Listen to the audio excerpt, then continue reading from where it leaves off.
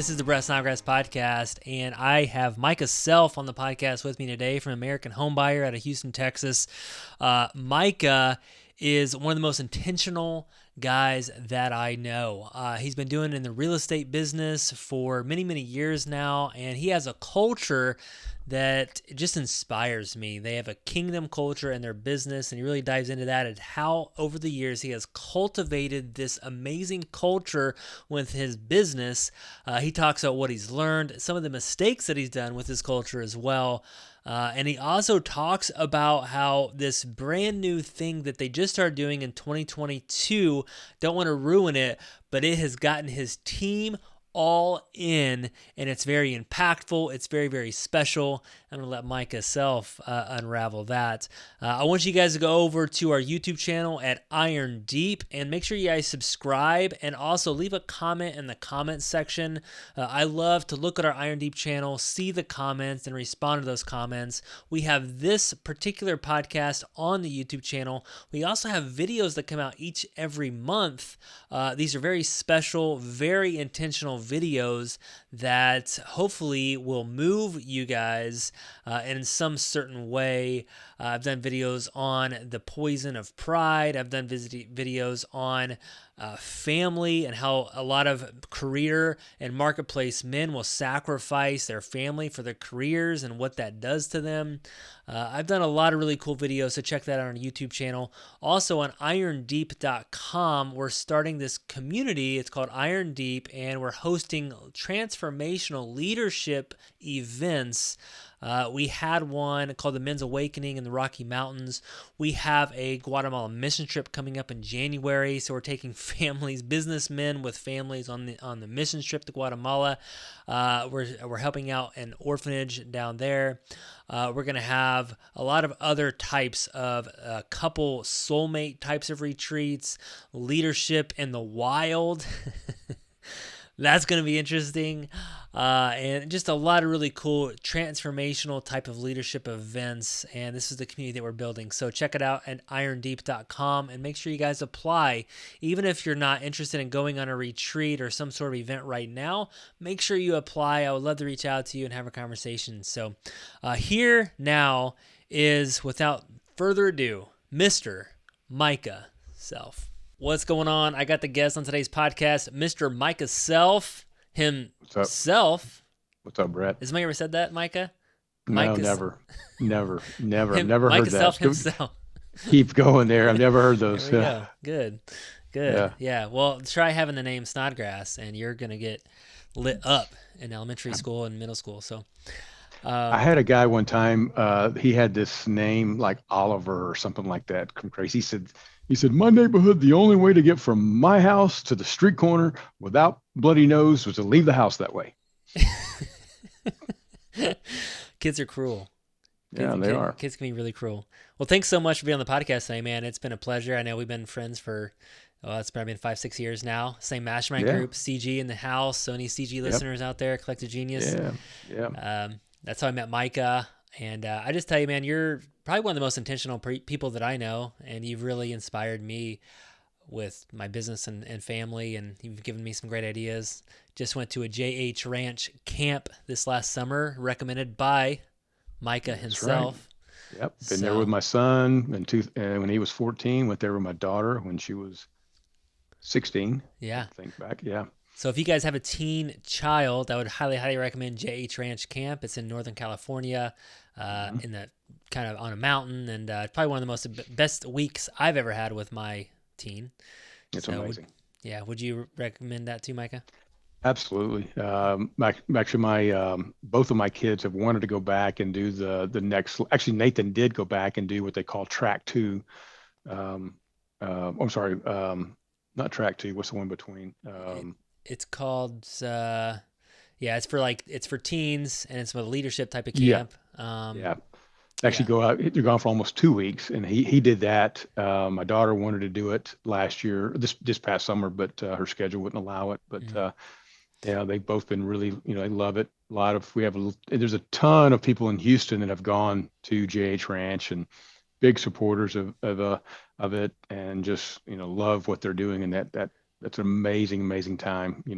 Just being able to be there and be so intentional with your teenage daughter or son, you have that their captive attention without the phones and everything else, and of course you're out in God's beautiful creation, and you get to a lot of fun stuff, and ropes courses and hiking and all kind of whitewater rafting. Yeah. Um, did you fall off? Did you fall in the water? We did not. No, the rapids Um, were not that rapidy yeah. when we were there. It Yeah. was a little bit more mild. Just that season.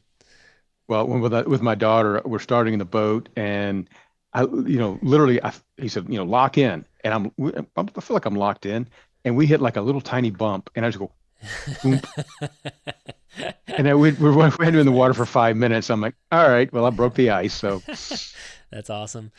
Yeah, highly recommend that, guys. That, yeah, like Micah said, number one, you're undistracted, intentional with your teen. You don't get that very much in this season of their life. Plus, you're doing some crazy cool things, doing ropes courses and doing these things that you just don't do. So, highly recommend go check out JH Ranch. That's not what we're going to talk about in this episode, right, Micah? But I just want to kind of put that out there because you recommended that to me, and I don't know what we're going to talk about, Brett. yeah, well, I do. I have a big agenda for us. So, Okay, but let's roll. before we roll, man, just our audience they just cannot wait to hear who Mika Self is. So why don't you just give like who are you, brother? And I'm just a guy that just trying to get better every day.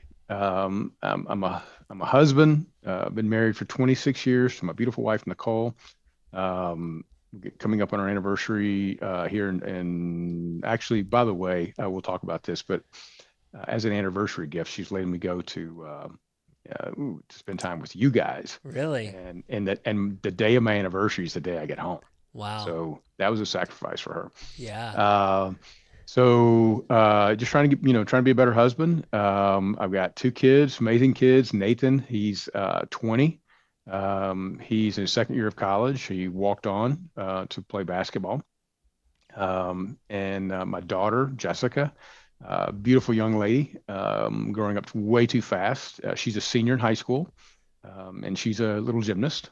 And just trying to be a good husband, good dad, follower of Christ, and just try to get better every day. And he allows me to steward a business of his in the marketplace. Yeah. I love that. Ears remind me getting a little bit better each day. That was just a quote my dad. It still rings into my ears today. My dad taught me.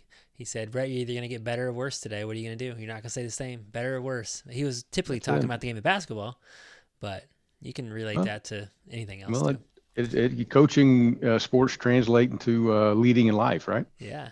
Yeah. That's Yeah. right. Well, number one, you have an amazing business, real estate business down in Hmm. Houston, Texas, and one of the things that I really, really just admire, and I watch you from a distance, is just your culture. You're very intentional about your team, very just pouring into your team. You have intentionality around your vision and your leadership. And I feel like you're always, none of us are perfect, and I'm sure you're probably inside. You're like, oh, I mess up here, make Hmm. mistakes there, but Every you're day. aware, you're intentional about your culture of your team. So can you kind of just dive into that? I want to talk about your culture a little bit.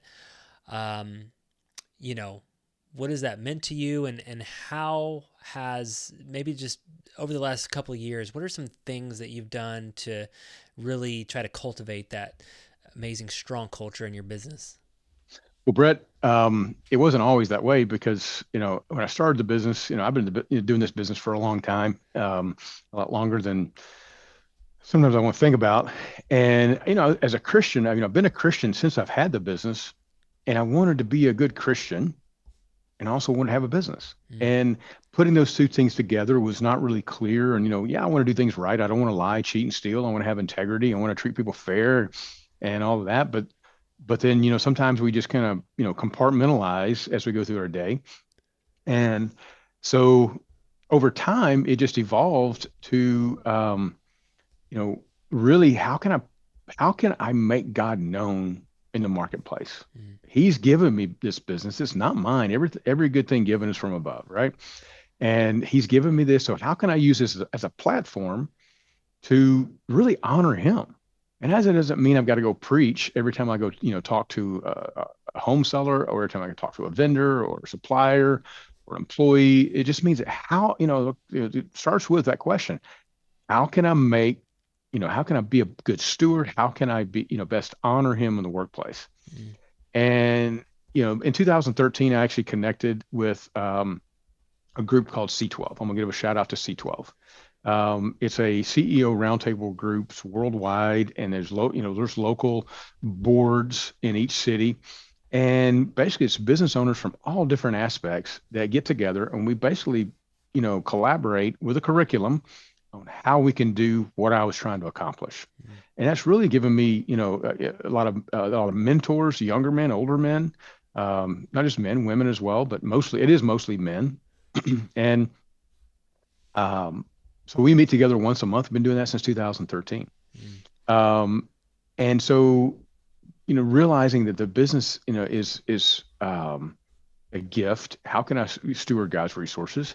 Well, now how can I pour into my team? How can I, first of all, from the hiring process, to make sure that I'm hiring the right people, that they fit into the team that we're trying to build. And if I have anyone that's really not, so we basically started our core values, our vision for American homebuyers to honor God. Mm-hmm. That's just it, honor God. And of course, our mission is to help distressed homeowners. Our core values, the number one is integrity. Integrity is how, and we define each core value. Everybody has integrity as a core value. If you look at, the wall of most businesses, integrity is a core value. Mm-hmm. But it's a sliding scale, Mm-hmm. right? It's all relative to what I believe integrity is. Well, I may not cheat on my wife, but I'm cheat on my taxes. Right. Well, that's not what God says. Basically it's, integrity in all things, meaning the Bible is the standard, in how we conduct day-to-day business activities. That's on our business cards. That's on our walls.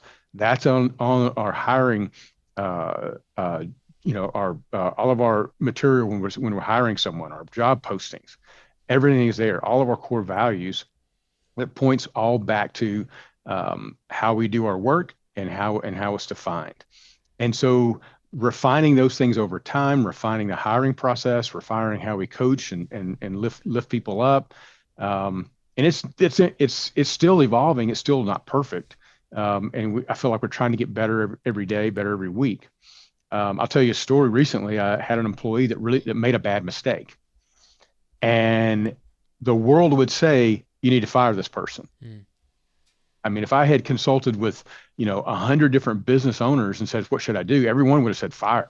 Even my C12 group would have probably said, yeah, you need to let her go. But I didn't want to be reactionary. I wanted, okay, how can I love this person? And so after praying about it, and we were making some personnel changes, I said, I can't trust you in the position that you're in. I'll give you an opportunity, but I need to move you to a lesser position. It comes with less responsibility, but also comes with less pay. Mm-hmm. Right. And I gave her the opportunity to do that. Well, she chose not to accept that, and she gave me her 2-week notice. And I was still harboring some resentment because it was a big mistake. Mm-hmm. I mean, it's potentially a 6-figure mistake for our company. Mm-hmm. And so we have a Tuesday meeting, a lunch meeting, where all of our employees, we get together every Tuesday for lunch. I buy lunch. We have a time of encouraging one another, and we pray for one another at the end. I can talk more about that later. But I said, I don't think she should be there, because she's for serving out her 2-week notice. Right. And that hurt her. Mm. But I was still harboring some hardness in my heart toward the mistake that she made. Now, the reality is, as a leader, I'm responsible for the mistake that she made. Mm-hmm. So, man, after praying about it, and after our lunch that day, the next day I called her in the office, and I said, I need to apologize. If I'm going to accept your 2-week notice and allow you to work here for 2 weeks, that means you're part of the team. For sure. I did not treat you as part of the team, and I'm asking for you to forgive me. Mm. I didn't want to do that. That was hard. Yeah. But that's what I've learned is the culture we have is because we got to love each other, whether we feel like it or not. Mm. I didn't feel like it. Yeah, and that's hard to do. I mean, when you know someone's kind of out the door, they're going out the door in 2 weeks. Yeah, I mean, their first reaction is, oh, they're out the door. They'll just ride out, clock in, clock out, and that's it. Hmm. And we don't include Yeah. them on some of that special stuff. So let's talk about Yeah. that like special encouraging lunch. So maybe that's one of the things that you do to help cultivate this culture in your team. So how long have you been doing that, and what comes We out of started these types of lunches? we started doing that. Oh wow, I can't tell you how long ago. It's been probably I guess probably 6 or 8 years ago, maybe 8 years ago. We started doing that, and it's been amazing because it's a time where we have people that are in sales and acquisitions and so forth, and so we see them periodically in the office. We don't necessarily see them every day, connect with them every day. They come in, bring their contracts, and they're back out again. So it's a time that we can be intentional. We talk about where we are as a company. We talk about anything that's going on, and we have to talk about God moments. Mm-hmm. Hey, who's had a God moment? Um, Yesterday, one of my guys, his dad passed away just a few days ago, and he was able to just talk about how the time was so special that God allowed him to spend with his dad at the end of his life, and how special it was that he didn't grow up in a Christian home. He was not a Christian. His father was not a Christian. His sister was not a Christian. But later on, my guy, he became a Christian. His sister did, and they were able to lead his father to the Lord later on in his life, and he's able to share that with the team, and it was just such an encouragement. Another story. Actually, I shared this at CG several years ago. Um, we had a guy that I knew this guy from years ago. I met him at a Bible study fellowship, probably when my wife and I first got married, and his name was Chuck. Well, Chuck, he was in the same business. He would wholesale, rehab a couple of houses here and there, and I would bump into him occasionally, but not very often. I hadn't seen him in years. Well, somehow I got an email from one of his friends that talked about Chuck was going through cancer treatments, Mm. and they had a GoFundMe set up, and they were just trying to raise money because he couldn't work. He had throat cancer, um, and if you have throat cancer, you can't talk. So when you're in the business of talking to people, you've got no business.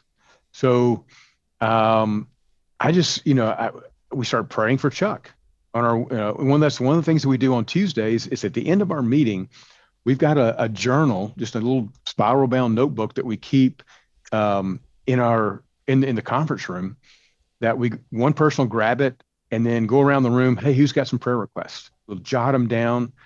And at the end, hey, we just right there, we pray for all those prayer requests right then. We just turn them over to the Lord.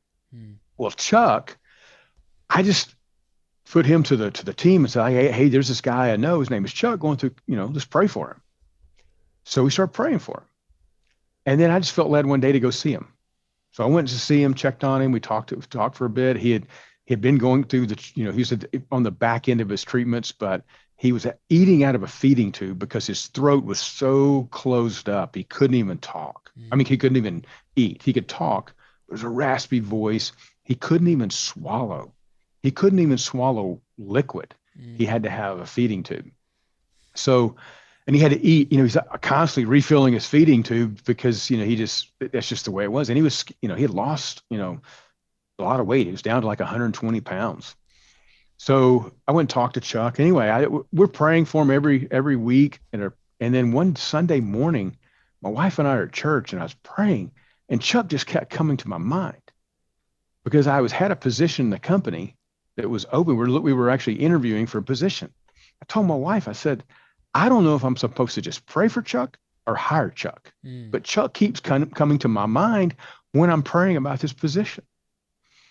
So I called Chuck on Monday, ran it by my number two, and we said, yeah, let's call him. So I called Chuck, invited him in. We sat and talked to him. Hey, Chuck, this is what I've got. He said, well, let me talk to my wife. He comes back the next day and says, this is an answer to our prayer. So it went from like a 6-month period from praying for Chuck to hiring Chuck. Wow. And then that summer, he had surgery to open up his throat, to stretch his throat open, and he almost died on the table. Then he needed to eat. He wants to eat. I mean, Chuck would go buy ice cream, put it in his mouth, and then spit it out because he couldn't swallow it. Wow. And every day, when he was working for us, we're having our weekly lunch, and he's holding his feeding tube, his green stuff that's pouring into his belly. Mm. And so we adjusted to Chuck. He would go out to show properties, and he's got his feeding tube sometimes. But we loved Chuck through that. We hired him. He's been doing a good job for us. So he's still with us. Wow.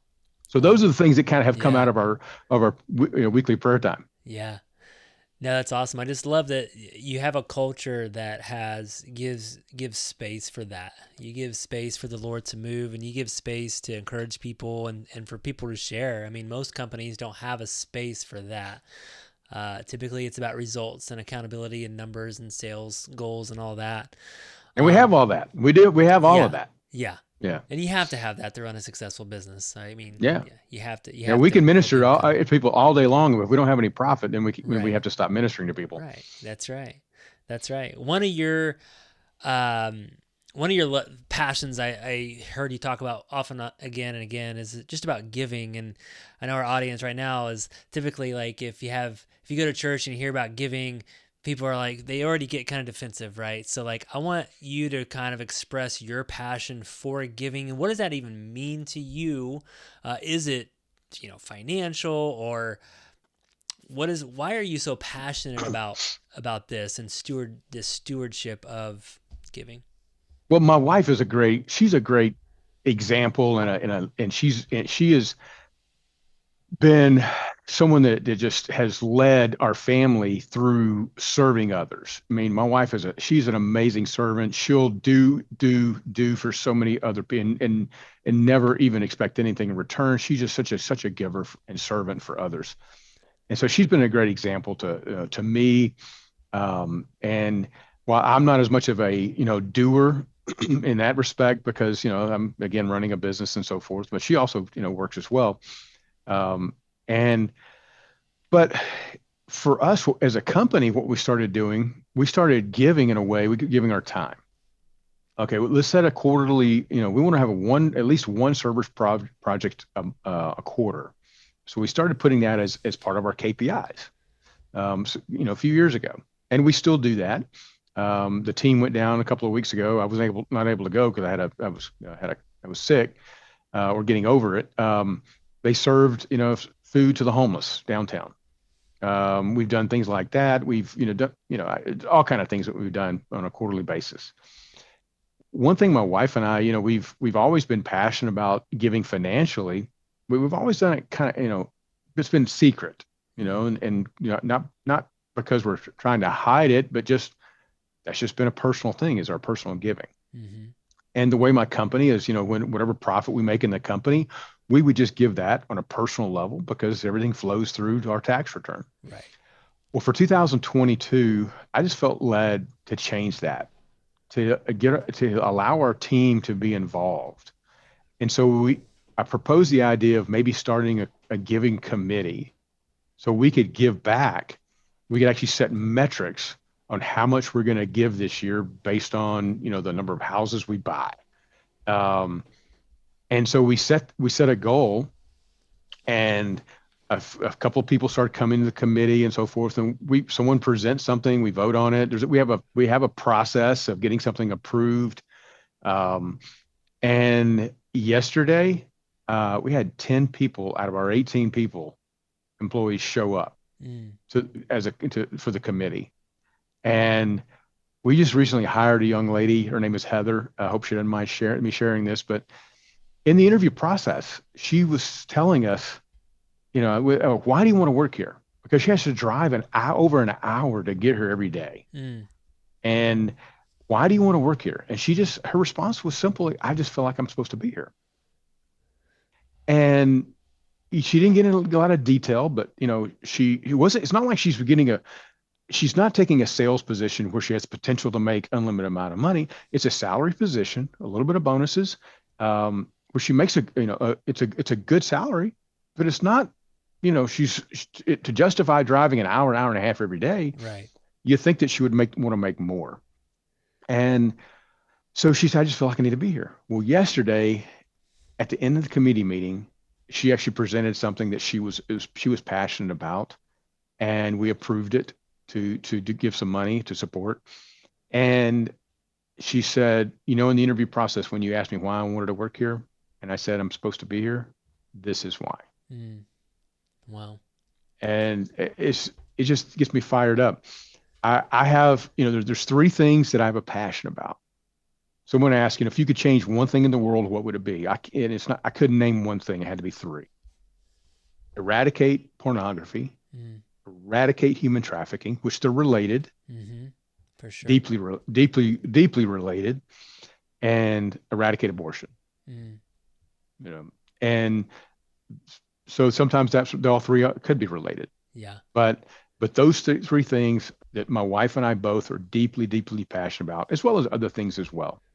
But those are the things that just really get us excited, and that's what makes me excited about coming to work Monday morning, Mm. because we get a chance to make an impact in the marketplace, to make an impact in the lives of our people, and then on top of that, God, in His grace, allows us to make money so we can do those things. Mm.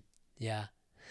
And it just comes back to the culture, because what has that kind of just done? You said you had 10 people show up, and what has that just done for your culture to let them kind of help own a little bit of that? Because you're right, a lot of business owners, everything flows through to our tax return, especially if we're 100% owner and we do it in secret.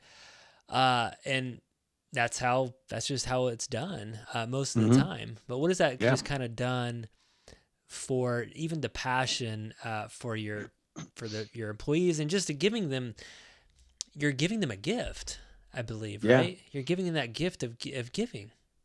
I believe it. It's also, I think I'm hoping that it's encouraging them to give something as well personally, Mm-hmm. for them to take a look at their finances, no matter how much they make. It could be a part-time hourly employee, or it could be one of our top salespeople. No matter how much it is that they make, the story of the widow's mite. That's what gets, is talked about in the Bible, is how that was the treasure. That was a huge treasure, because the widow gave a big portion of her, all she had. Right. And the blessing that people can get from giving personally, and I'm hoping that's that we're being an encouragement to for people to give personally, and to receive that blessing as well. Yeah, definitely. Well, that's amazing. Let's just kind of turn it over. So we've talked a lot about just kind of how you've built this strong culture, this business, a kingdom business. You've put these things in there, letting people have ownership in the giving, and you're doing that as a company, which is awesome. It just brings life. But is there any like mistakes that you look back over the past few years, maybe in your company as a culture, and you're like, I missed the mark there? Nah, it's pretty much been on the mark the whole Okay. time, man. You know, this could be a longer conversation about the mistakes I've made. But I try to forget those, right? We want to forget about our Yeah. mistakes, but yet that's where we learn. Everything that we've done today is because of the mistakes we've Mm. made. And I guess that maybe um, mistakes have been hiring, thinking maybe it's the right culture fit, but not necessarily the right job fit. Not, forgetting about the job, hiring for the job and not hiring for the culture. Mm. Um, it takes a long time usually for us to hire for any position, because it has to be, check all the boxes.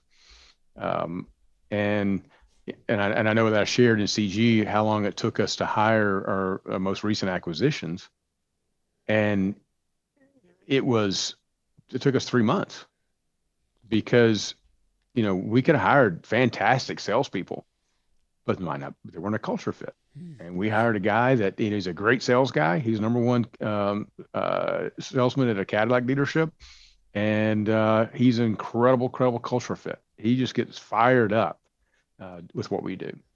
Mm. He was at our committee meeting yesterday. So um, it's the mistakes have been just not doing the right due diligence in the hiring process, whether it be culture fit and combining the two. Um, Also leading. I mean, talk about, it's one thing to hire, but then you got to lead them in a way and set an example. Yeah. Um, I look back and how didn't put the right measures in place. You still have to put things in place so that you can, inspect what you expect. Um, and not having the right measures in place and not coaching in the right way, allowing sometimes a performance to speak for itself. But someone might think they're doing a good job, and the reality is, if they're measuring it only with what they think, then they might not be doing a good job based on what I think. Mhm. And I learned a long time ago, if I let someone go and they're surprised, I haven't led them well. Mm.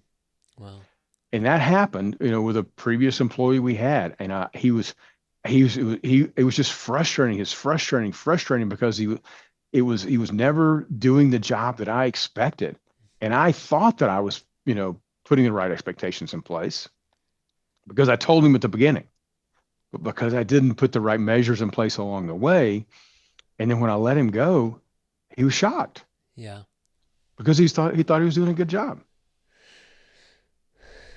based on his standard. He was. yeah, So those are probably the biggest mistakes I've made is just not leading well, not being a good encourager sometimes.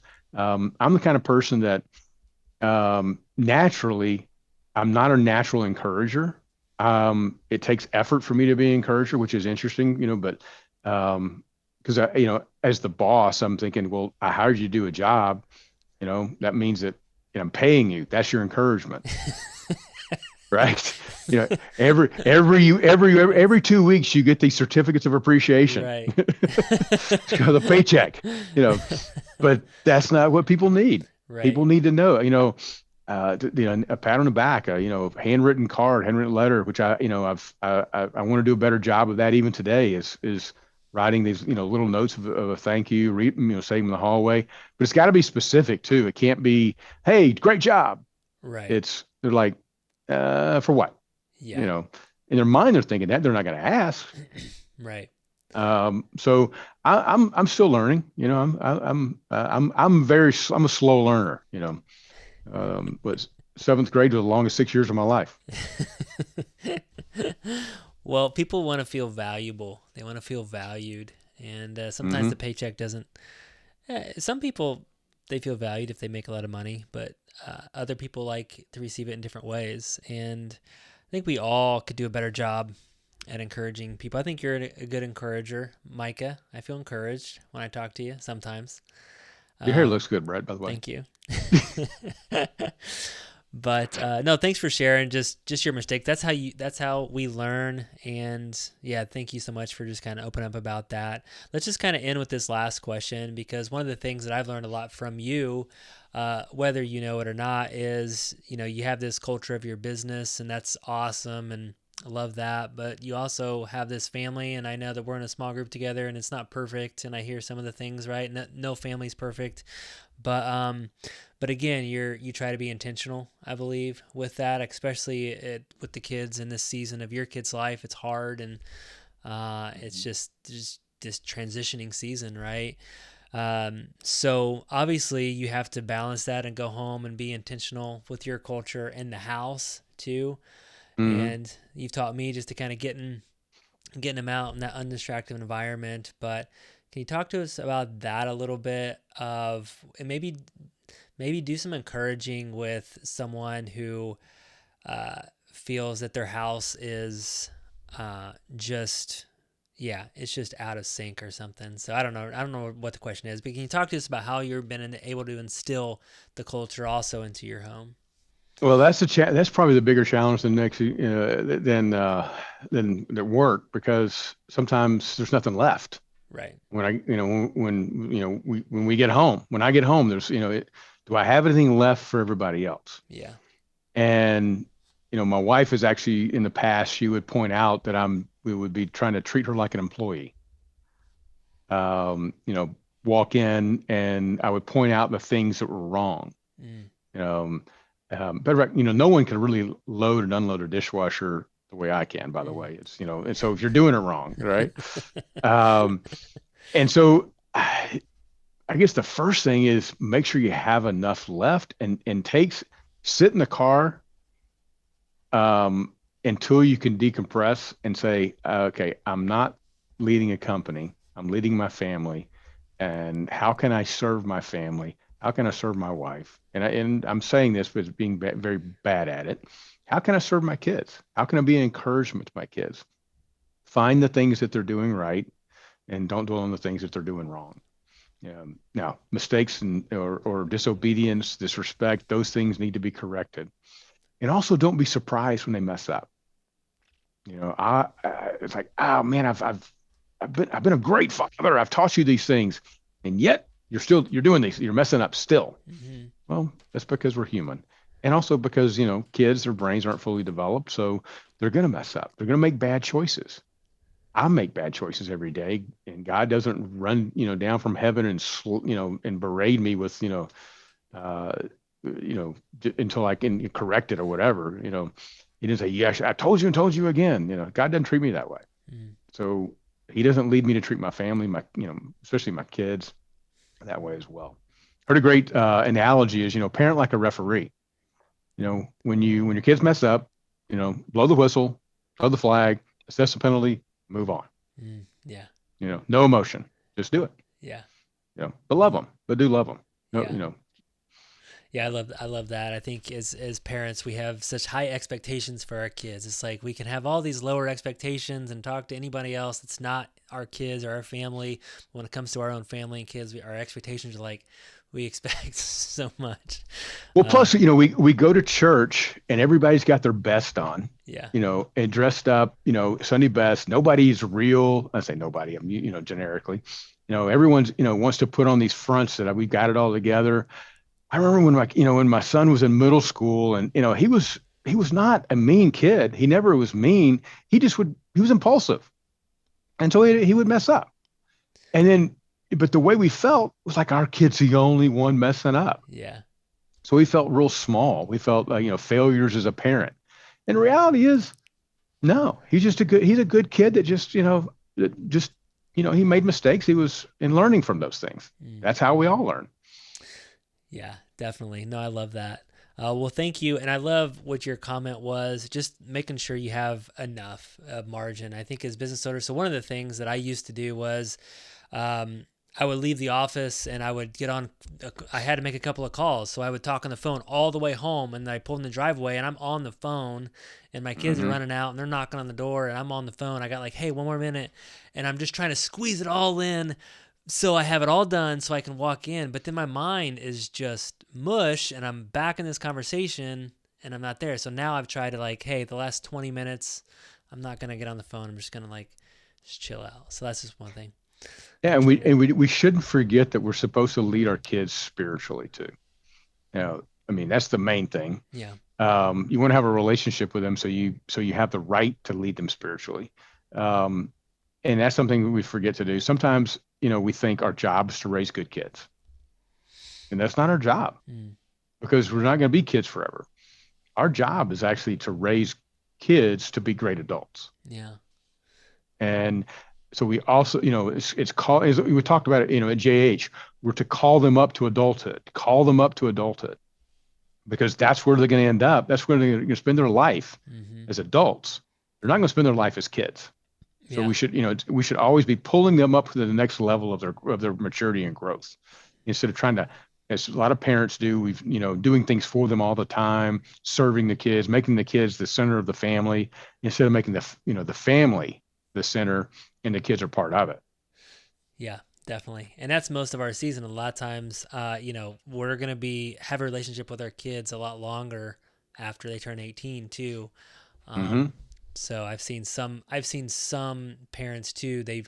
They're so hard and harsh and they break that relationship.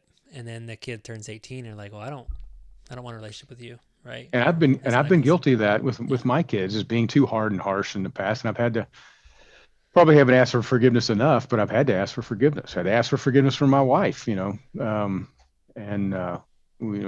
just we have I have an amazing, amazing forgiving wife. She's she forgets so much. She's got a short memory, and I'm so grateful for that. That's awesome. Well, Micah, I appreciate you. Thanks for being on the podcast today. Guys, Micah is the real deal. Check out his company, if the American Homebuyer, if you're interested. I'm sure he would love to give you tips or in the real estate game, just that culture. And so thank you so much for being on the podcast today, Micah. Well, thank you, Brett. Enjoyed it. Always enjoy spending time with you, brother.